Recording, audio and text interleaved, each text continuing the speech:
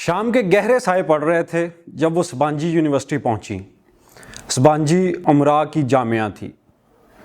وہاں 4 ماہ کے ایک سیمسٹر کی فیس بھی $10,000 سے کم نہ تھی۔ شہر سے دور مضافات میں واقع وہ قدرے گولائی میں تعمیر کردہ عمارت بہت پرسکون دکھتی تھی۔ چونکہ وہ جگہ استنبول شہر سے قریباً 45 منٹ کے فاصلے پہ تھی، اس لیے سبانجی میں ڈے اسکالرز نہیں ہوتے تھے۔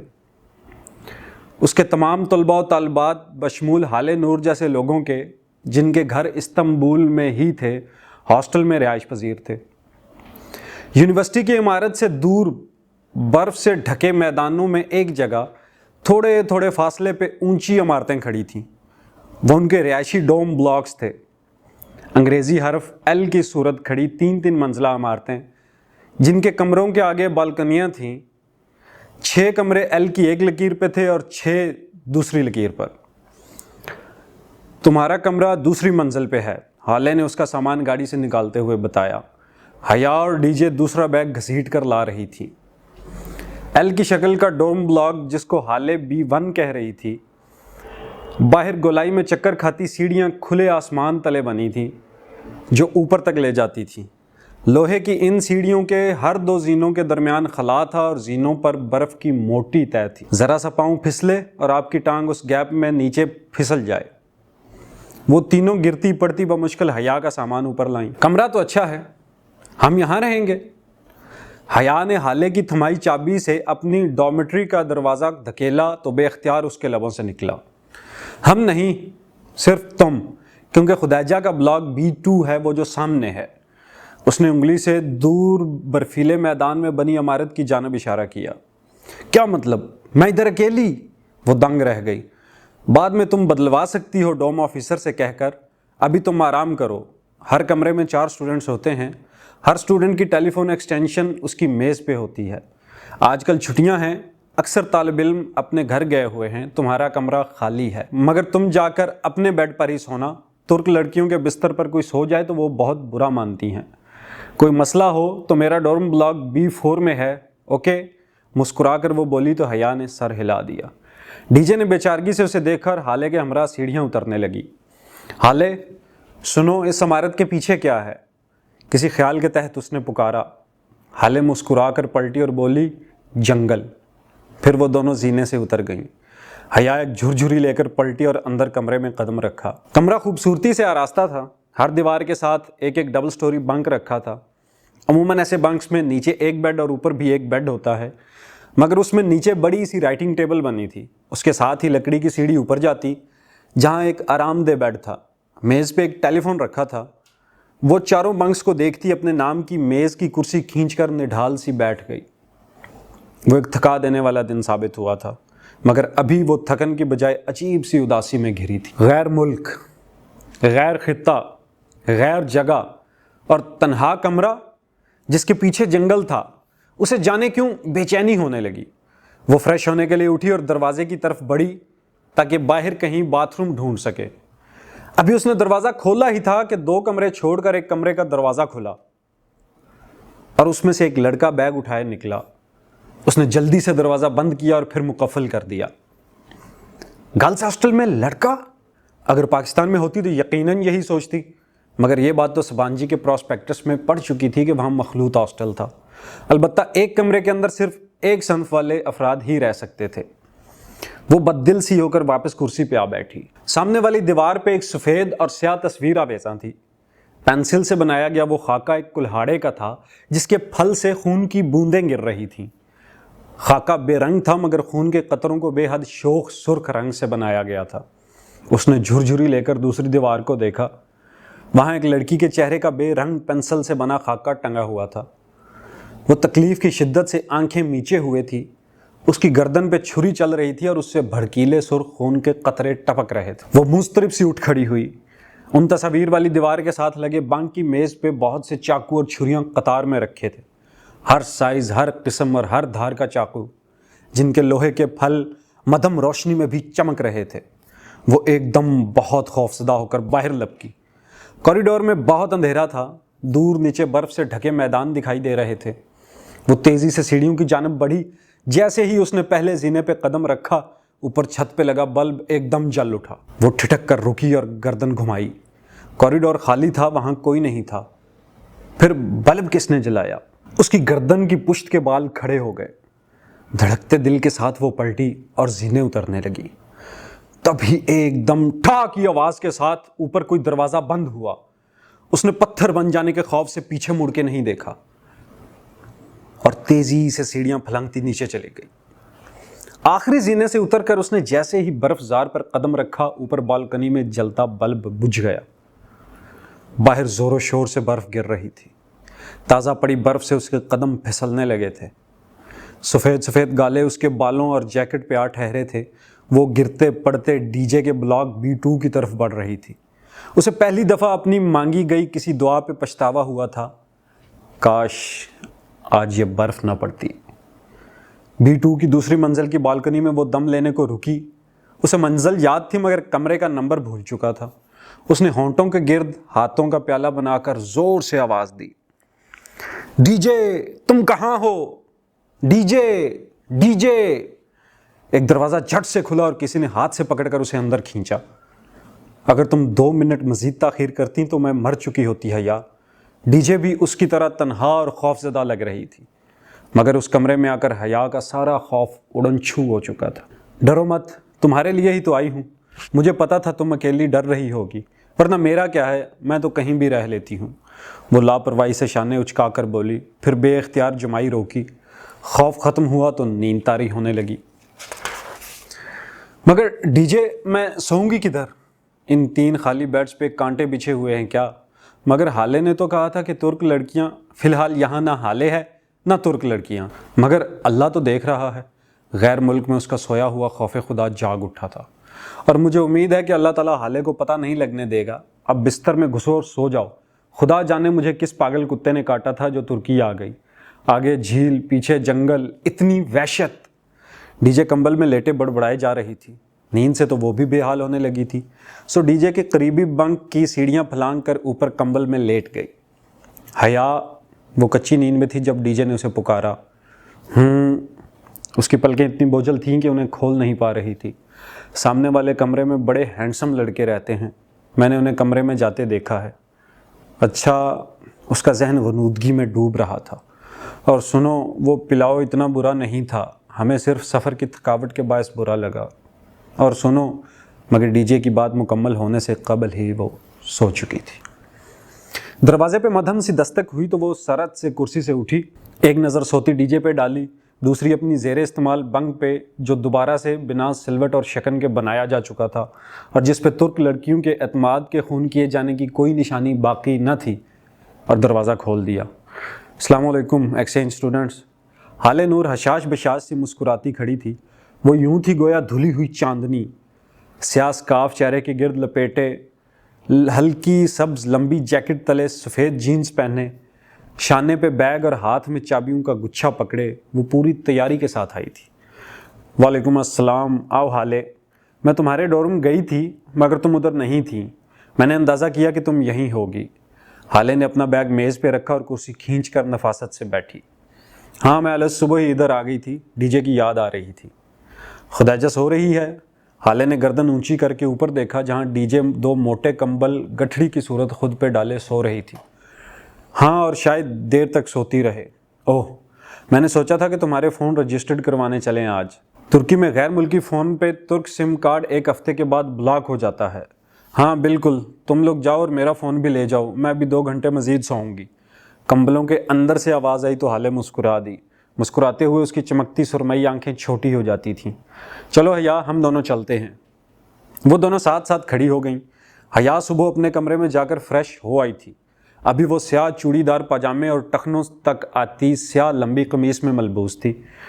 शेफोन का दुपट्टा गर्दन के गिर्द मफलर की तरह लपेटे और ऊपर लंबा स्याह स्वेटर पहने हुए थी जिसके बटन सामने खुले थे। कुछ दिन मेरे खुशकिस्मत दिन होते हैं जब मेरे पास कार होती है, और कुछ दिन बदकिस्मत जब मेरे पास कार नहीं होती, और आज मेरा खुशकिस्मत दिन है, हाले ने उठते हुए बताया। अभी हम करीबी दुकानों में जाएंगे, अगर वहाँ से फ़ोन रजिस्टर्ड ना हुए तो जवाहिर चलेंगे, उसके बाद वहाँ से जहांगीर। जवाहिर? हया ने अब्रू उठाई। जहांगीर को उसने किसी तुर्क का नाम समझकर नज़रअंदाज कर दिया। जवाहिर शॉपिंग मॉल है यूरोप का सबसे बड़ा और दुनिया का छठा बड़ा शॉपिंग मॉल। ओ अच्छा, जैसे पॉक टावर्स। ऊपर कंबलों से आवाज आई, पॉक टावर? हाले ने गर्दन उठाकर खुदैजा के कंबलों को देखा। हमारा पॉक टावर्स एशिया के सबसे बड़े शॉपिंग मॉल में शुमार होता है, वो गनूद आवाज में बोली। नाइस। हाले इस्ताई से मुस्कुराकर बाहर निकल गई। हया ने उसके जाने की तसल्ली कर ली, फिर लपक कर पीछे आई और सीढ़ी पे चढ़कर डीजे का कंबल खींचा। ये पॉक टावर्स एशिया का सबसे बड़ा मॉल कब से हो गया? उसने कौन सा जाकर चेक कर लेना है, थोड़ा शो मारने में क्या हर्ज है। डीजे गड़ाब से फिर कंबल में घुस गई। हाले ड्राइव करते हुए मुतासिब सी बार बार माजरत कर रही थी। फोन रजिस्टर नहीं हो सके थे। एविया की दुकान पहले तो मिली नहीं, दूसरी मोबाइल कंपनियों की दुकानें ही हर जगह थी। यूं जैसे आपको जोंग की दुकान की तलाश हो और हर तरफ यू फोन की दुकानें हों। बमुश्किल एक दुकान मिली तो उसका मैनेजर शॉप बंद करके जा रहा था। लाख मिन्नतों पर भी उसने दुकान नहीं खोली और चला गया। अब हाले मुसलसल शर्मिंदगी का इजहार कर रही थी। बस करो हाले, बाद में हो जाएगा ये काम, अब मुझे शर्मिंदा मत करो। खैर, तुम्हारा दूसरा काम तो करूं, जहांगीर चलते हैं। हाले ने गहरी सांस अंदर खींची। गाड़ी सड़क पर रवान दवान थी और खिड़की के बाहर हर सू बर्फ दिखाई दे रही थी। तुम एड्रेस दिखाओ, हम पहुंचने वाले हैं। किधर? हया ने ना समझी से ड्राइव करती हाले को देखा। जहांगीर और किधर? वहां क्या है? तुम्हारी आंटी का घर, कल कहा जो था कि तुम्हें ले जाऊंगी, सुबह बताया भी था, भूल गई? तुम मुझे उधर लेकर जा रही हो? वो हक्का बक्का रह गई। हाँ ना, अब एड्रेस बताओ, स्ट्रीट नंबर तो मुझे याद रह गया था, आगे बताओ। ओ हाले, उसने हड़बड़ाकर पर्स से वो मुड़ा तुड़ा सा कागज निकाला। उसने कागज पे देखा, उस इलाके का नाम CIHANGIR लिखा था। वो उसे जहांगीर पढ़ती रही थी। अब उसे याद आया कि तुर्कों का सी जीम की आवाज से पढ़ा जाता था। अगर उसे जरा सा भी अंदाजा होता कि उधर जाना है तो वो तोहाइफ ही उठा लेती जो अम्मा ने भेजे थे, जरा अच्छे कपड़े पहन लेती, थोड़ा सा मेकअप ही कर लेती। लो, ये तो सामने ही था। अब तुम जाओ, मुझे इधर थोड़ा काम है। मेरा नंबर तुमने फ़ोन में फीड कर लिया है ना? जब फारिग हो ना तो मुझे कॉल कर लेना, मैं आ जाऊंगी। घंटा तो मुझे लग ही जाएगा, फिर खाना साथ खाएंगे। गाड़ी रुक चुकी थी। हया ने बेतवज्जही से उसकी हिदायत सुनी और दरवाज़ा खोलकर नीचे उतरी। उसके दरवाज़ा बंद करते ही हाली जन से गाड़ी भगा कर ले गई। वो एक खूबसूरत छोटा सा बंगला था। बैरूनी चार दीवारी की जगह सफ़ेद रंग की लकड़ी की बाड़ लगी थी। गेट भी लकड़ी की बाड़ का बना था। गेट के पीछे छोटा सा बागीचा था और उसके आगे वो बंगला। बंगले की गुलाबी छत मखरूती थी। दाखिली सफ़ेद रास्ता ज़रा ऊंचा था। उस तक चढ़ने के लिए 2 स्टेप्स बने थे। स्टेप्स के दोनों तरफ खुश रंग फूलों वाले गमले रखे थे। तो ये थी वो छोटी सी जन्नत जिसमें वो रहता था और जिससे बाहर निकलने का उसने कभी सोचा नहीं था। वो गेट को धकेल कर पत्थरों की रवश पे चलती उन स्टेप्स तक आई। ऊंचे सफ़ेद दरवाजे पे सुनहरी रंग की तख्ती लगी थी, सिकंदर शाह। वो तुर्क हिजों में लिखा नाम उसके फूफा का ही था। घंटी की तलाश में उसने इधर उधर निगाह दौड़ाई। उस घर में बहुत सी लकड़ी की खिड़कियां बनी थी और शायद कोई खिड़की खुली थी जिससे मुसलसल एक ठक ठक की आवाज़ आ रही थी, जैसे कोई हथौड़े या कुल्हाड़े को लकड़ी पे जोर जोर से मार रहा हो। उसने कपकपाती उंगलियां घंटी पे रखी और सुनहरी डोर नॉब के चमकते धात में अपना अक्स देखा। काजल से लबरेज, बड़ी बड़ी स्याह आंखें, दोनों शानों पर फिसल कर नीचे गिरते लंबे बाल और सर्दी से सुर्ख पड़ती नाक। वो स्याह लिबास में चीनी की मूरत लग रही थी, घबराई हुई परेशान सी मूरत। उसने घंटी से उंगली उठाई तो ठक ठक की आवाज़ बंद हो गई। चंद लम्हे बाद वो लकड़ी के फर्श पे कदमों की चाप सुनाई दी। कोई अनजानी जुबान में बड़बड़ाता हुआ दरवाज़ा खोलने आ रहा था। वो लब काटते हुए किसी मुजरम की तरह सर झुकाए खड़ी थी जब दरवाज़ा खुला। चौखट पे बिछे डोर मैट पे उसे दरवाज़ा खोलने वाले के नंगे पाँव दिखाई दिए। उसकी निगाहें धीरे से ऊपर उठती गईं। ब्लू जीन्स और ऊपर ग्रे स्वेटर में मलबूस वो एक हाथ में हथौड़ी पकड़े खड़ा था। स्वेटर की आस्तीनें उसने कोनियों तक मोड़ रखी थीं और उसके कसरती बाजू झलक रहे थे। हया ने धीरे से चेहरा उठाकर उसे देखा। उसका सांस लम्हे भर को साकत हुआ। वो वैसा ही था जैसे अपने बचपन की तस्वीर में लगा करता था। वही भूरे माइल बाल जो बहुत स्टाइलिश अंदाज में माथे पे गिरे थे, पुरकशिश आंखें, उठी हुई मगरूर नाक, सुनहरी रंगत के तीखे नकूश। वो माथे पे तेवरी लिए आंखें सुकेड़े उसे देख रहा था। बिलाशुबा वो बहुत हैंडसम था। सन कम सन।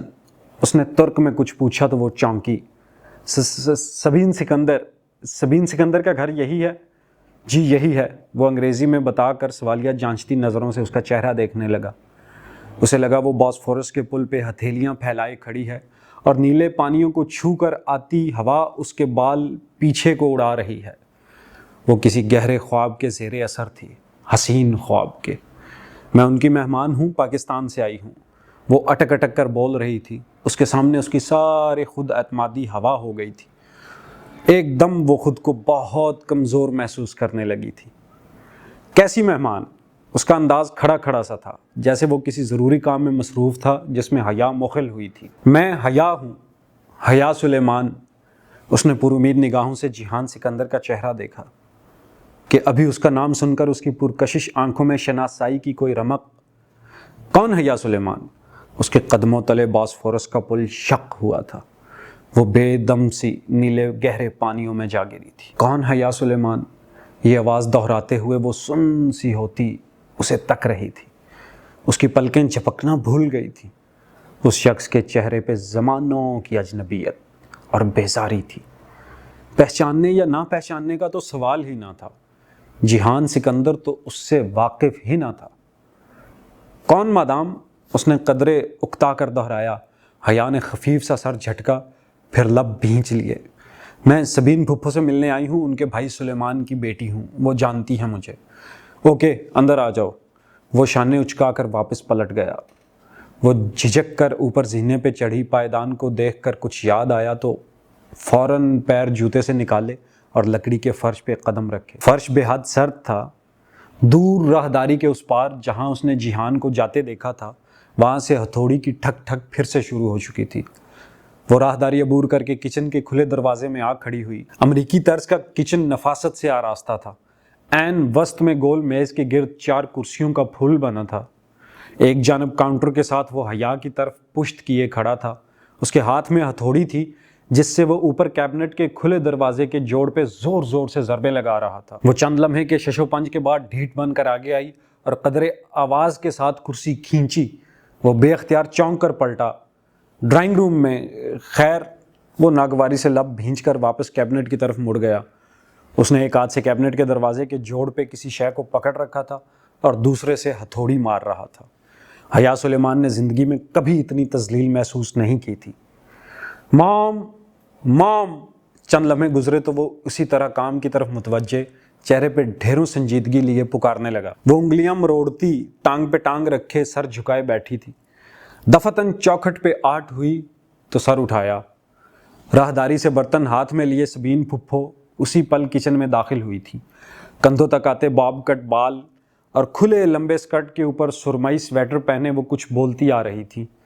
اسے بیٹھا دیکھ کر ٹھٹک کر رکی۔ حیا، میرا بچہ، تم کب آئیں؟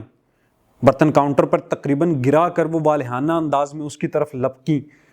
وہ جو جیہان کے سرد مہر رویے پہ بد دل سی بیٹھی تھی، گڑبڑا کر اٹھی اور بہت گرم جوشی سے اسے گلے لگا کر انہوں نے اس کی پیشانی چومی۔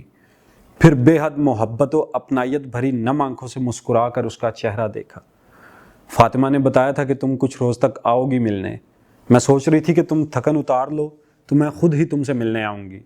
کیسی ہو تم؟ کتنی پیاری ہو گئی ہو۔ وہ اب اس کے ساتھ والی کرسی پہ بیٹھی محبت سے اس کا ہاتھ تھامے کہہ رہی تھی۔ میں ٹھیک ہوں پھپھو، آپ کیسی ہیں؟ وہ بدہک مسکراتی انہی کی طرح انگریزی میں گفتگو کر رہی تھی۔ تم کتنی بڑی ہو گئی ہو، آنکھیں تو بالکل سلیمان بھائی جیسی ہیں۔ لوگ کہتے ہیں میری آنکھیں میری اماں سے ملتی ہیں پھپھو۔ وہ ہلکا سا جتا گئی۔ بھائی مجھے تو تم میرے بھائی کا ہی عکس لگتی ہو۔ اور سب کیسے ہیں؟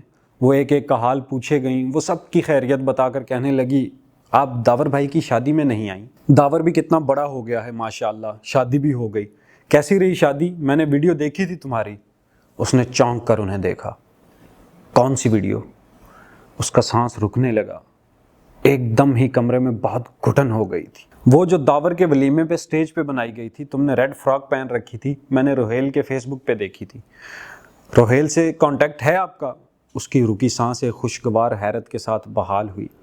اور آپ فیس بک یوز کرتی ہیں؟ وہ ان دونوں کی جانب پشت کیے کیبنٹ کے دروازے پہ اسی طرح ضربے لگا رہا تھا۔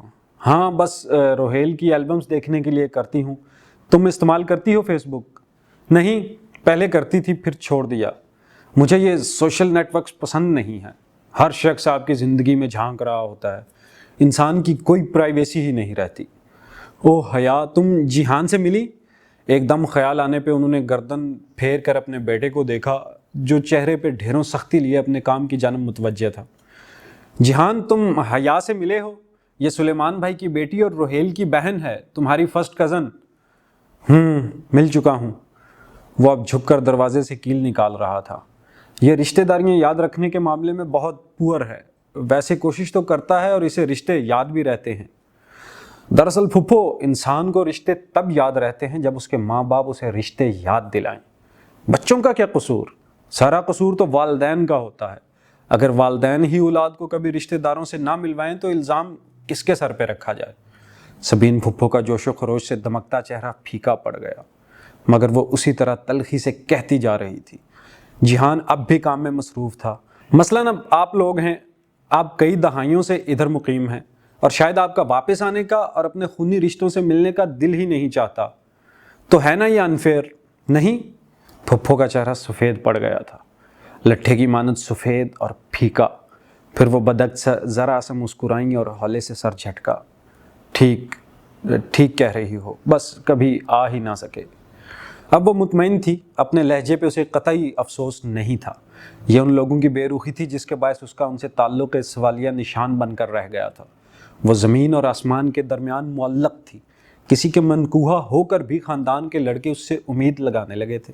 اس کڑوی دوائی کا ذرا سا ذائقہ یہ ذمہ داران بھی تو چکھیں، جنہیں اپنے بیٹے کو یہ بتانا یاد رہا تھا کہ وہ اس کی کزن ہے، اور بس۔ دفعتاً اس کی نگاہ فریج پہ پڑی، اس کے اوپر رکھے فوٹو فریم پہ جس میں ایک خوش شکل درمیانی عمر کے صاحب مسکرا رہے تھے، سر پہ آرمی کیپ اور خاکی وردی کے کندھوں پہ سجے تمغے اور پھول ستارے۔ یہ پھپھا ہیں؟ وہ گردن اٹھا کر حیرت سے تصویر دیکھنے لگی۔ سبین پھپھو نے اس کی نگاہوں کے تعاقب میں دیکھا اور دھیرے سے سر ہلا دیا۔ انسان کو رشتے تب یاد رہتے ہیں جب اس کے ماں باپ اس کو رشتے یاد دلائیں۔ وہ پلٹے بنا خاصا جتا کر بولا تو حیا چونکی۔ وہ تو اسے اتنا لا تعلق سمجھ رہی تھی، اس کا خیال تھا جیحان اس کی تلخ باتوں پہ دھیان نہیں دے گا، مگر نہیں، وہ بظاہر نظر انداز کیے سب سن رہا تھا۔ وہ ذرا محتاط سی ہو کر سیدھی ہوئی۔ میرا مطلب ہے پھپھا آرمی میں تھے؟ پاکستان آرمی میں؟ نہیں۔ جیحان نے تھوڑی سلیب پہ رکھ کر آگے بڑھا اور فریج پہ رکھا فریم ہاتھ سے گرا دیا۔ تصویر والی طرف فریج کی چھت پہ سجدہ ریز ہو گئی۔ حیا، تم نے کھانا تو نہیں کھایا نا؟ میں بس لگا رہی ہوں۔ پھپھو اب سنبھل کر دوبارہ سے حشاش بشاش سی ہو گئی تھی۔ حیا جواب دیے بنا تحیر سے فریج کے اوپر اوندھے منہ گرے فریم کو دیکھنے لگی۔ اس کے ایک سوال کے جواب میں جس بدمزاجی سے جیحان نے فریم گرایا تھا وہ ابھی تک اس پہ گنگ تھی۔ ممی، آپ کا کیبنٹ تیار ہے۔ وہ اب کیبنٹ کا دروازہ کھول بند کر کے چیک کر رہا تھا۔ تھینک یو جیحان، اور باتھ روم کا نل بھی؟ پھپھو نے گول میز پہ پلاؤ کا بڑا سا پیالہ رکھتے ہوئے یاد دلایا۔ اے ہائے، پھر وہی بدمزہ پلاؤ۔ وہ خفیف سا سر جھٹک کر رہ گئی۔ رہنے دے پھپھو، میں کوئی اگر مگر نہیں، میں تمہارے لیے کچھ خاص بنا نہیں سکی، اس لیے اب انکار کر کے مجھے شرمندہ مت کرنا۔ جیحان اب دراز سے ایک ڈبہ نکال کر اندر رکھی چیزیں الٹ پلٹ کر رہا تھا۔ دفعتاً ڈور بیل بجی۔ جیحان نے رک کر راہداری کی سمت دیکھا، پھر ڈبہ وہیں چھوڑا اور باہر نکل گیا۔ شروع کرو حیا۔ پھپھو نے مسکراتی آنکھوں سے اسے دیکھتے ہوئے پلیٹ اسے تھمائی۔ اس نے شکریہ کہہ کر چاول اور تھوڑا سا لوبیا کا مسالہ پلیٹ میں نکالا۔ راہداری کے اس پار جیحان کسی مرد کے ساتھ ترک میں کچھ بول رہا تھا۔ دونوں کی مدھم سی آوازیں سنائی دے رہی تھیں۔ دوسرے ہی چمچ میں وہ پلاؤ اسے مزیدار لگنے لگا تھا۔ ڈی جے ٹھیک کہہ رہی تھی، ان کو کھانا صرف سفر کی متلی کے باعث برا لگ رہا تھا۔ پھپھو، آپ کے ہاتھ میں بہت ذائقہ۔ حیا، اس کا چمچہ پکڑے منہ تک جاتا ہاتھ اور بات دونوں رک گئے۔ بے حد بے یقینی سے اس نے گردن موڑی۔ جیحان راہداری سے اسے پکارتا چلا آ رہا تھا۔ کیا اس مغرور اور بد دماغ آدمی کو اس کا نام یاد رہ گیا تھا؟ جی، وہ بمشکل بول پائی۔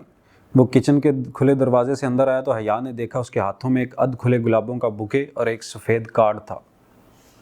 کیا تم یہاں رہنے آئی ہو؟ وہ اس کے سامنے کھڑا سختی سے پوچھنے لگا۔ نہیں۔ وہ سانس روک کے ان سفید گلاب کے پھولوں کو دیکھ رہی تھی۔ یہ اس کے لیے نہیں ہو سکتے تھے۔ نہیں، ہرگز نہیں۔ تو پھر اپنے ویلنٹائن کو میرے گھر کا پتہ دینے کی کیا ضرورت تھی؟ اس نے زیر لب ترک میں کسی غیر مہذب لفظ سے اس نامعلوم شخص کو نوازا اور گلدستہ اور کارڈ اس کے سامنے میز پر تقریباً پھینکنے کے انداز میں رکھا۔ نہیں، میں نے نہیں۔ وہ پھٹی پھٹی نگاہوں سے پھولوں کے اوپر گرے سفید کارڈ کو دیکھے گئی۔ جس پہ لکھے حروف نمایاں تھے، فار مائی لو حیا سلیمان فرام یور ویلنٹائن۔ اور ویلنٹائن ڈے میں ہفتہ 10 دن باقی تھے، اسے یاد تھا۔ یہ یہاں بھی پہنچ گیا، وہ ابھی تک بے یقین تھی۔ جہان اپنا ٹول باکس کھولے کھڑا چیزیں الٹ پلٹ کر رہا تھا۔ کچن میں ایک شرمندہ سی خاموشی چھائی ہوئی تھی۔ دفعتاً میز پہ رکھا حیا کا موبائل فون بج اٹھا۔ اس نے چونک کر دیکھا، گھر سے کال آ رہی تھی۔ اس نے کال کاٹی اور اٹھ کھڑی ہوئی۔ حیا بیٹھو بچے، پھپھو نے اسے روکنا چاہا۔ میری فرینڈ کال کر رہی ہے، وہ باہر آ گئی ہے شاید، چلتی ہوں، اللہ حافظ۔ حالانکہ پھپھو کی شکل سے ظاہر تھا کہ وہ جانتی ہیں کہ فون اس کی دوست کا نہیں تھا، مگر انہوں نے سر ہلا دیا، کہنے کو جیسے کچھ باقی نہیں تھا۔ وہ کرسی دھکیل کر تیزی سے باہر نکل گئی۔ میز پہ سفید گلاب پڑے رہ گئے، ڈور میٹ پہ اس کے جوتے یوں ہی پڑے تھے۔ اس نے ان میں پاؤں ڈالے تو دیکھا ایک کاغذ ان پہ گرا ہوا تھا۔ حیا جھکی اور وہ کاغذ اٹھایا۔ وہ کسی کوریئر کمپنی کی رسید تھی غالباً، جو شاید جہان نے دستخط کر کے وہیں پھینک دی تھی۔ وہ رسید الٹ پلٹ کر دیکھتی تیز قدموں سے گیٹ عبور کر گئی۔ وہ پھول آج ہی کی تاریخ میں کسی AR نے بک کروائے تھے۔ A سے احمد اور R سے۔ وہ دھیرے دھیرے سڑک کنارے چلنے لگی، رسید ابھی تک اس کے ہاتھ پہ تھی۔ وہ گھنٹہ بھر پہلے خود اس بات سے ناواقف تھی کہ وہ جہانگیر سے آ رہی ہے، پھر اس AR کو کیسے علم ہوا؟ کیا وہ اس کا پیچھا کر رہا تھا؟ کیا اس کا تعاقب کیا جا رہا تھا؟ لیکن ایک پاکستانی آفیسر کے ایک غیر ملک میں اتنے ذرائع کیسے ہو سکتے تھے؟ صرف اسے تنگ کرنے کے لیے اتنی لمبی چوڑی منصوبہ بندی کون کرے گا؟ وہ کالونی کی سرے پہ نصب بینچ پہ بیٹھ گئی۔ اس کی نگاہیں برف سے ڈھکی گھاس پہ جمی تھیں۔ اسے حالے کے آنے تک یہیں بیٹھنا تھا۔